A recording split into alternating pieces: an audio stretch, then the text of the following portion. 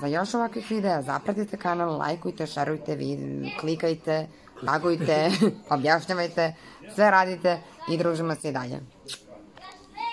Nema mi ovo strašno, ja se baš mučim da ovo gledam. Ja se crvim mučim, ja se ne mogu.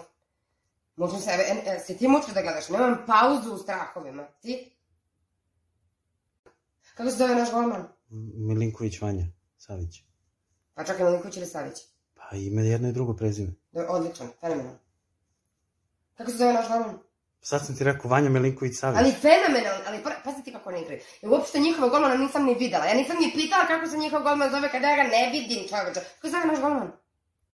I kako se tebi čini utakmica? Ja, ovo je strašno. Kako mi se čini? Pa recimo, ovaj komentator mučenik, onda onako prenosi kao i svaku utakmicu. Napeto, kad je napeto, on bi se ove utakmice ustra. Majke mi mila. Ajde da popričamo malo o mojom mišljenju. Hoćeš? Do kog smo minuta stigli? 57. Ajde do 60 pa da stavimo fine da se preko krokne su napravljene. Šta će ti to žena? Sutra da častim na poslu. Verujem je.